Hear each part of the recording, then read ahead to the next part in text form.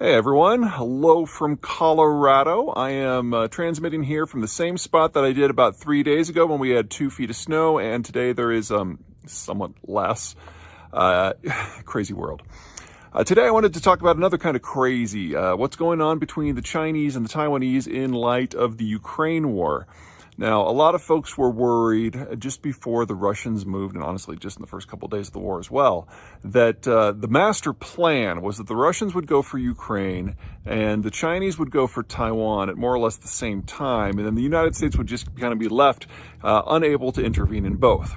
Now, clearly things have not broken that way, and I think it's worth discussing why.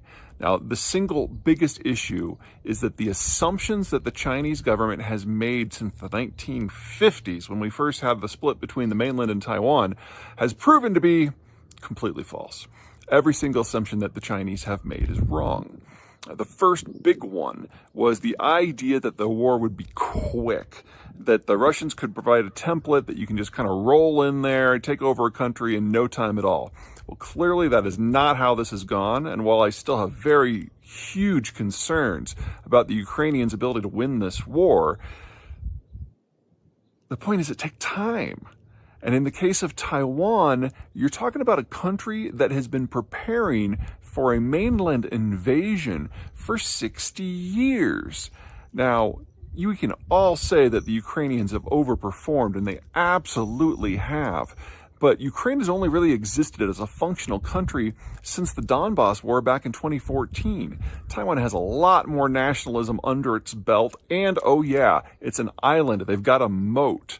So any meaningful conflict where the Chinese actually go for Taiwan means they would have to surge all of their forces into things like fishing boats and just make a mad dash for it. You'd be talking hundreds of thousands of deaths from ships being blown up in the Taiwan Strait. The alternative, of course, is to do a slow mobilization like the Russians did for Ukraine. But Taiwan's first nuclear power reactor was built 40 years ago, and the Taiwanese, if they had notice, would absolutely be able to bring a few nukes to the party. So that's not an option. The second big idea is that the Chinese would be able to take over the semiconductor sector within Taiwan and then suddenly leapfrog to become the most powerful semiconductor country in the world. Yeah, that's just stupid. Two things wrong there. Number one, the Chinese are not very good at semiconductors. They only make the very, very low-end bargain basement stuff, the things that go into like the Internet of Things. The chips that go into like a climate control system or a smart light bulb are about as good as the Chinese are able to do. They don't have the technical skills, they don't have the workforce, they don't have the command of the supply chain, and oh yeah, all the designs for Taiwan's chips, they come from Japan and the United States. Which brings us to the third assumption that is incorrect. The idea that China could just impose a done deal on the rest of the world and make everyone just suck it up and take it. Yeah, that one's false too. Not only would be a fight for Taiwan be at least as bad for the Chinese as a fight that's the Russian fight for Ukraine, we now know that the West actually has some cultural gumption again. If you were to take the sanctions that the West has put on Russia and put them on China, it would be catastrophic. Say what you will about the Russian economy, but it is a massive surplus producer and exporter of both foodstuffs and energy. China is the world's largest importer of all of that, especially for the inputs necessary to grow food, which means that if we put the sanctions on China that we put on Russia, you would have a deindustrialization of the entire Chinese system in under a year. But I think what has terrified the Chinese most about the Ukraine war are the boycotts. The idea that private companies can change policy and challenge states, the idea that shareholders or board members or individual consumers can take a stance that will force a change in corporate policy, that is so alien to the CCP's ideology and worldview that they still don't know how to process that. Everything about the Chinese economic system is based on mass imports, mass exports, tech transfer, and foreign markets. And without global foreign corporate cooperation with the Chinese economy, there is no Chinese economy.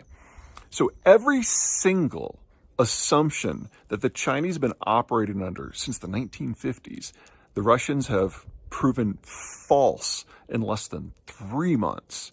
That may actually be one of the biggest outcomes of this war. China having to go completely back to the drawing board and start completely over. Because if they follow the plan as it exists right now, that's an excellent way to ensure that the Chinese system dies within a year. Okay, that's it for now. Until next time.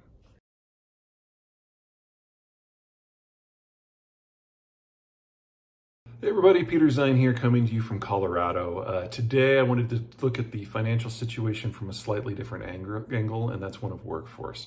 So one of the things that happens when capital is really cheap for a really long time and everyone can borrow at ridiculous rates and the stock market is booming, is you get a lot of money that is chasing projects that were probably, let's just call them risky, not necessarily stupid, but there was an investment idea behind them. And it probably was okay, but it required either really, really high payouts or really, really cheap money to give it a try. And that is something we have seen throughout the tech space, Silicon Valley and all that now, going back for 15, 20 years. And it's been a kind of a great environment because you've had really cheap capital. You've had the millennials coming of age and being in their 20s and then in their 30s, providing an ample workforce that is tech savvy. You marry those two things together and you can take a little bit of a longer range with your investment strategy because you don't have to get the payout right away because the costs for taking the long term are low because the cost of the money to make it run in the short and the midterm are low. And that allows companies like Meta or Amazon or Google to just hoover up huge amounts of the workforce because they can afford to do so. And the stock market plays a role because people see these as long range, world-changing technologies, implementing new things and greater efficiencies and basically making life better for everyone. And they're willing to put their money behind that. Stock markets go to the roof. It also works in reverse.